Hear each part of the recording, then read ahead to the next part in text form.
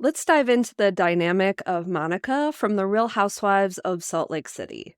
She's showing signs of rejection, and I want to dive into the series all about the real influence of healing. This is where I take people who put their stresses, issues, and trauma out for the world, and I give my advice to help them heal precisely where they are. This video is created for entertainment and informational purposes only. It's important to note that I am not a medical professional, therapist, nor am I licensed to give specific advice. My mission is to inspire you on your journey, and it's about you making the decisions that's right for you where you are in your life. I'm your empathetic guide, ready to explore healing where you are. As a certified intuitive life coach specializing in energetics, I can pinpoint your healing needs. I have interviewed world-renowned healing experts on my podcast, my YouTube, to guide you on your path to transformation.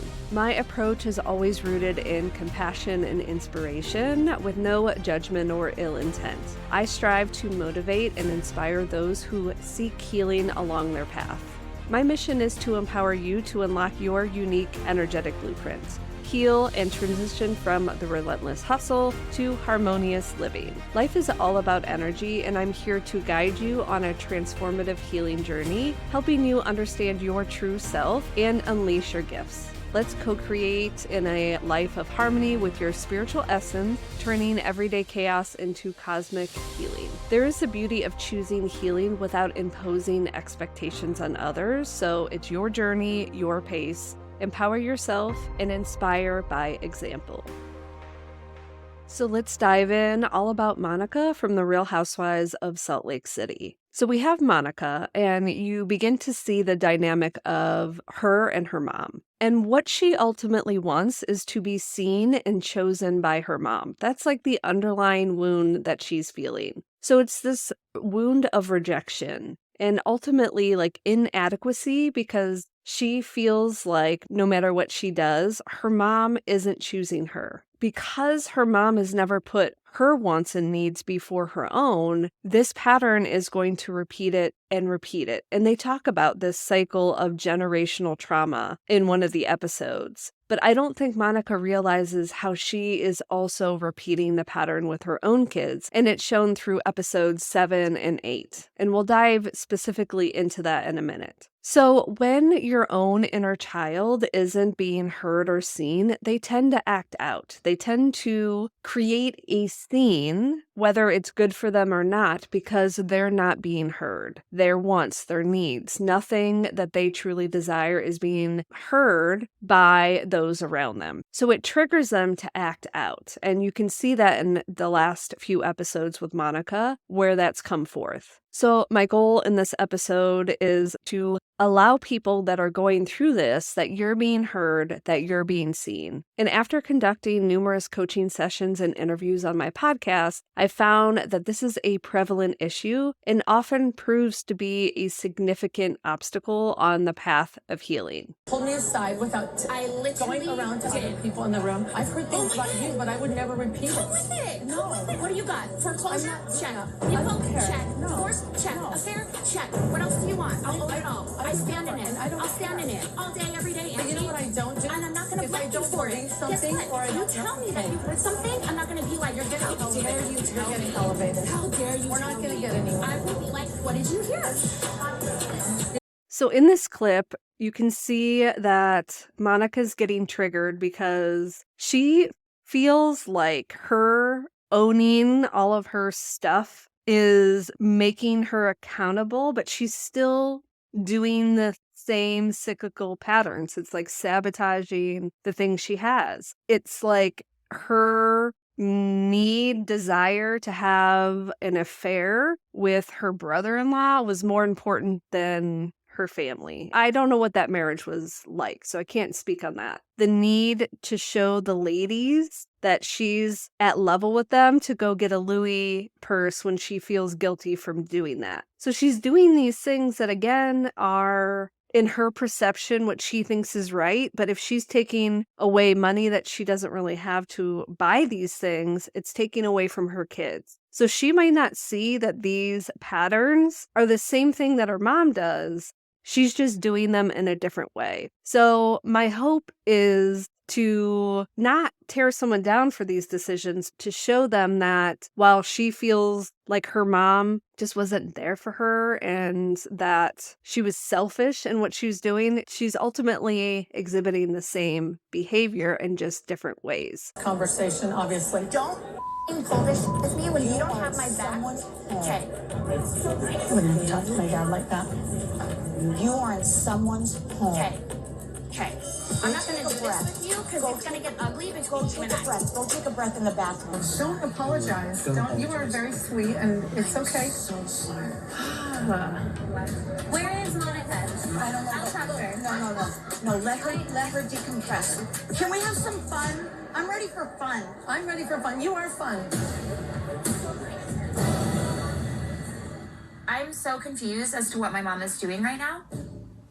I don't really know why she feels the need to apologize for me to complete strangers that she doesn't know. So this would be my suggestion and to help her start healing, because she said, I don't want the same thing for my kids. But it's being aware of these patterns and these self-sabotaging behaviors that she's done, because, in that one clip, it was showing like, I own my stuff, but she still did all this stuff to herself. If she's really ready to take that first step into healing so that her kids don't have the same experience, it's her also owning her own behavior, because how she acts in public and at family gatherings is not okay. It stems from the idea of being rejected and not feeling seen. She's raising her voice and she's doing all this to get the attention, but it's not doing anything for anyone. It's just actually making her look bad. And I don't blame her mom for being embarrassed. I think her telling her to go take a breath and that she needs to have a moment was really good of her mom. But on the other hand, when she was saying and apologizing for her daughter's behavior,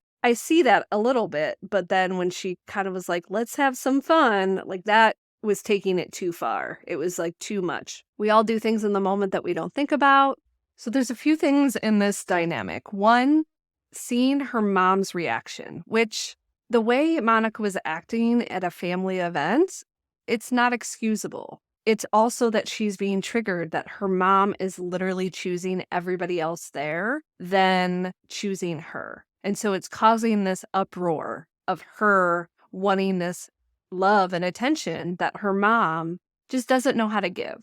But the reoccurring theme that's happening between Monica and her mom that I don't think Monica realizes how much alike they are is that their own perception of what's happening is blocking out the needs of other people. And so what that looks like is when Monica's mom went to New York and decided to put her with their friends, her mom's need to go after whatever she wanted was more than seeing what Monica needed at this 13-year-old self. It is funny to me. That's hilarious. It is funny You to really me. are a heartless person. And you can stay with your friends and party and Opa and dance. I'm you can heartless. find your own ride home. Dead ass. Find your own ride home. Listen. Drinks, anyone? Water shots for the kids. Here. Come on. Brianna, let's go. Let's go. Let's go. We're leaving. Monica, do you want to talk before you go? No, I'm dead. I'm done. Okay. Let's go. No, we're leaving. I feel like I'm always left feeling like little Monica. Like childhood Monica.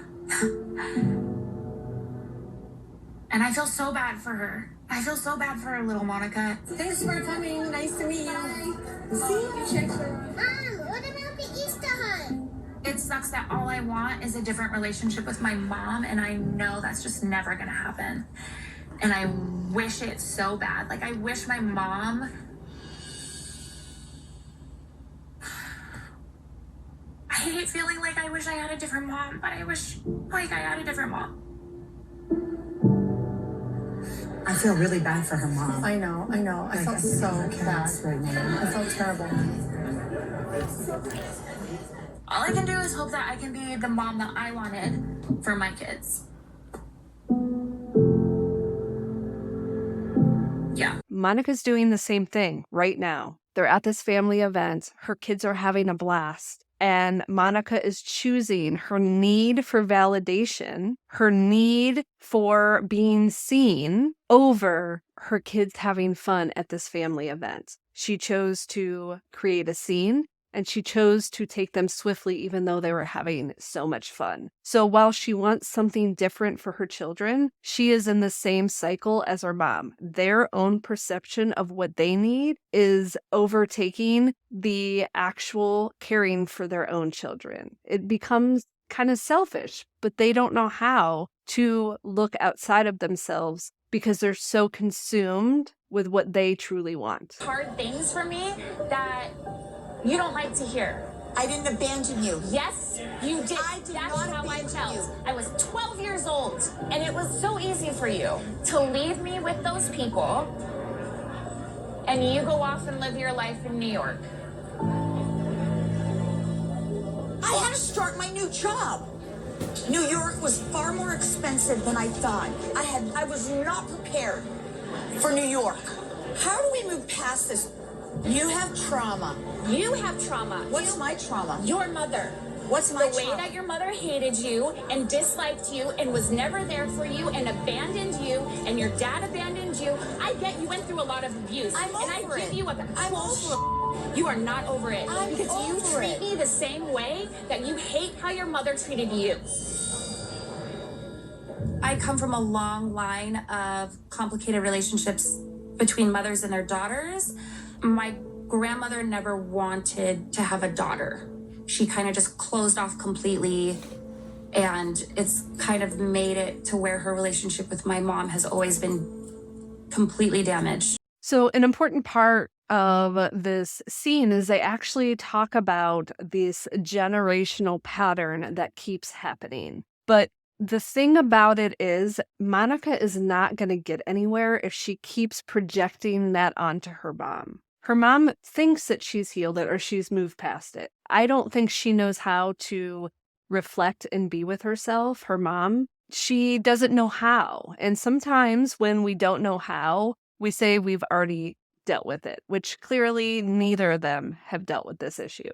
So the first step for Monica to heal in this process is there is the beauty of choosing healing without imposing expectations on others. It's her journey, it's her pace. So it's important for her to empower herself and hopefully inspire by example. So the first step is to making this choice to heal herself and not expect her mom to come along on the journey. Her mom has every right to not heal. Some people just aren't meant for this healing journey. But Monica is ready to make a step forward for her own children. And so for her to be successful in this journey is to understand that she is on her own and her mom is not a part of this.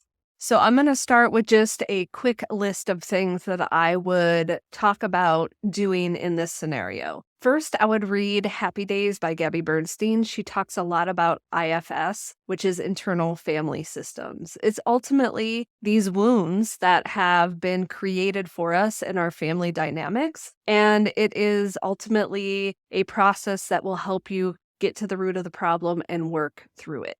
But Happy Days is a great place to start because she has a list of resources that can help you in this process. The next book that I would recommend is the Inner Work book. It talks about the different wounds that we have and different ways that we can heal them, how it may show up in our life. And so if you're really wanting to dive into the specific wounds that you're dealing with, that's also a great place to start. From there, I think it would be extremely beneficial for Monica to look into IFS. It would really help her exactly to feel seen and heard in what she's feeling and help her process through it. And again, taking that expectation that her mom is even on this journey. You can see that she gets triggered easily, and the way she reacts in these situations in public, in family events, is not okay. So she needs to find a nervous system regulation tool to help her when she feels triggered. Because again, we're not going to change the patterns of her mom.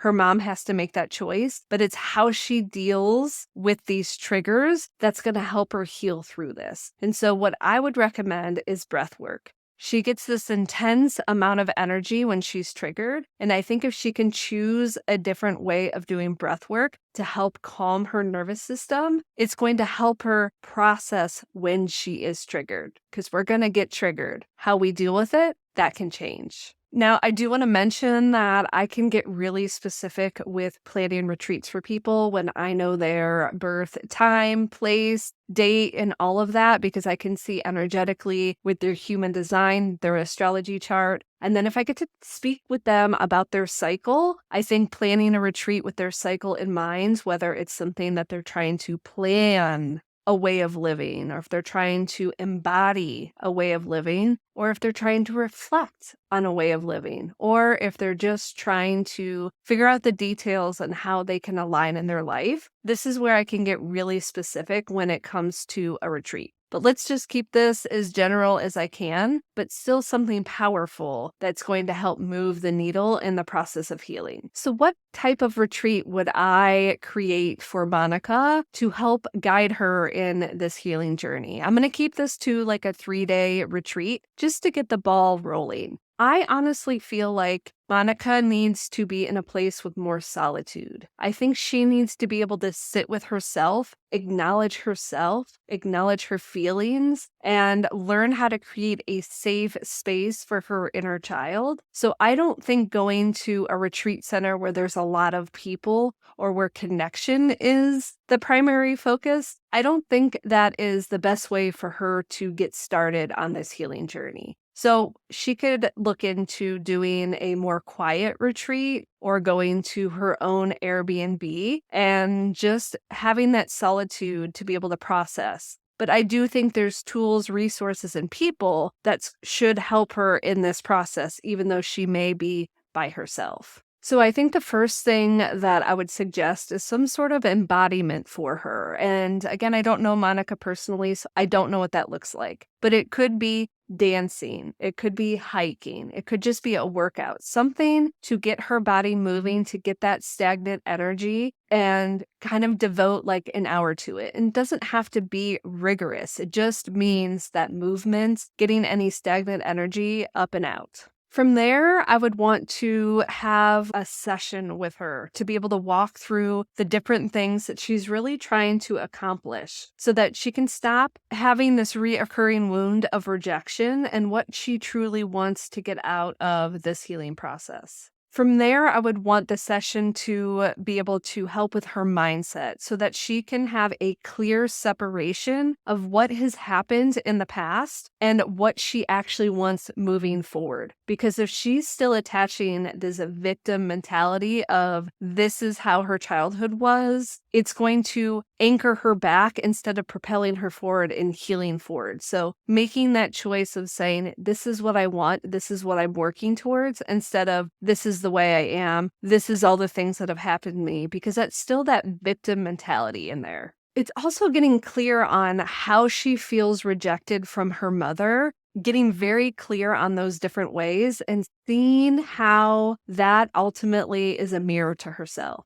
How can she be that mom that she's always wanted? So how can she step up and see, okay, this is what I truly need. How can I give that to myself? With this, I would want to plan something for the future. It could happen on this retreat, is to get very clear on what would make her 4-year-old self to feel seen and recognized and not feel abandoned, because she mentioned that her father had left when she was 4. I would also do that for her 12-year-old self. Again, what are the things that make her feel seen and heard? Really lean into that comforting. What foods does that version of Monica love? What activities give her joy and a sense of fully letting herself be Monica without having the expectation of her mother or her father acknowledging Monica? How can she do that for herself? It would be at least talking about it and then planning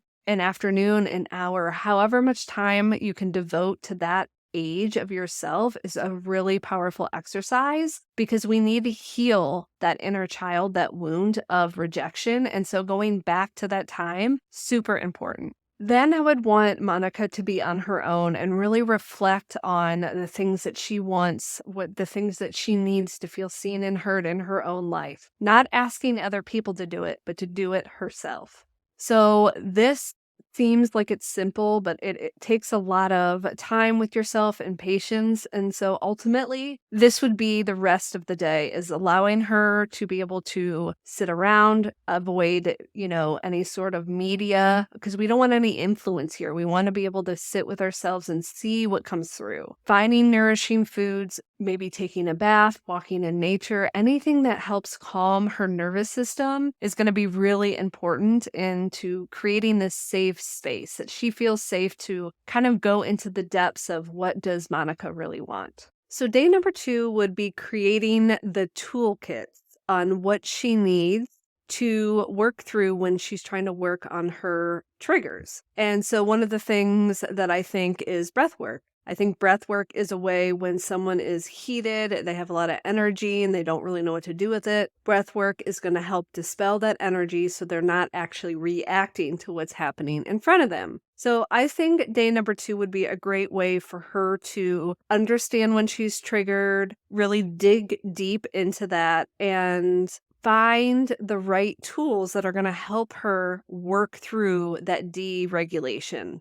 Some people can meditate. I don't see Monica as someone that would be able to sit and get zen. I feel like she has so much energy. She might not know how to sit with herself. And so having something to specifically focus on would be helpful. I think once she gets past the triggering phase and she can kind of dig deep into reprogramming her subconscious, then she can go into practices like EFT tapping. I think this would be a really great time to have someone who works specifically in IFS systems to have a call with her, just so she can understand what it is and see if it resonates to help her process through this.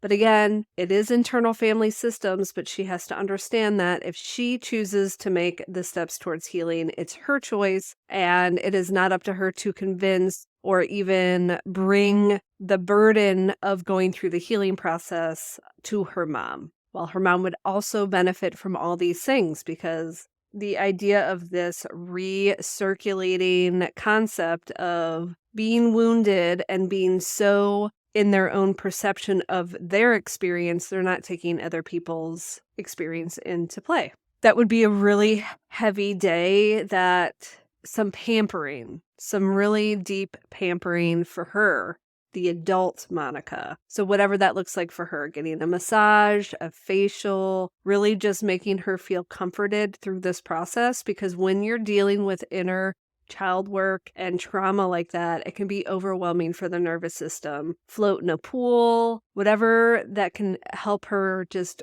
take a step back and relax, because that is some really heavy work packed into one day. The last day, it would just be helping her integrate this healing process. What can she do in the mornings to help her really get centered? What are things that she can do into setting boundaries around these things with her mom? Because again, we're not going to be able to change her mom's behavior, but we can try and find ways to change her reaction to the behavior. So one of the things that she had mentioned was her mom took away the family car. What can she do to create that boundary where she doesn't need to rely on her mom to have a car for her and her kids? The last day would just be having a reflection period, setting up the different things, like really being able to talk to her on a soul level, being able to talk it out to see what would really help her, support her in this process of going through the healing. Looking for that therapist that's going to help her with IFS is probably going to be really important if she decides to take that route.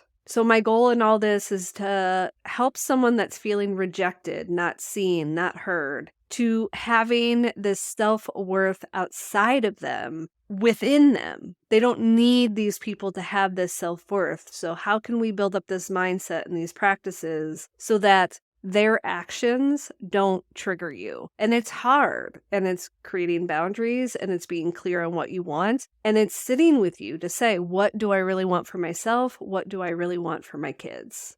I hope this was helpful. I love this concept of talking about these shows, these people who put their life out there, and how I think they can own up to their behavior and change it. None of us are perfect. I know I am certainly not. And so it's all a learning process. So what can we learn in the process of what we're doing? So tell me in the comments what dynamic you would like me to do next. I love all things Bravo for the most part. I have a list. Once I started this idea, I had a list and I just kept going with it. I feel like there's so many dynamics I can do. So as we wrap up this episode, just remember that hitting the like button, leaving a comment, and sharing my content, you're not just supporting my channel, you're actively contributing to the flow of the 7 universal laws. Together, we're cultivating a vibrant, flowing stream of wisdom, of positivity. So keep riding that cosmic current, keep sharing the love, and until our next rendezvous, stay true to your unique flow. See you in the next adventure.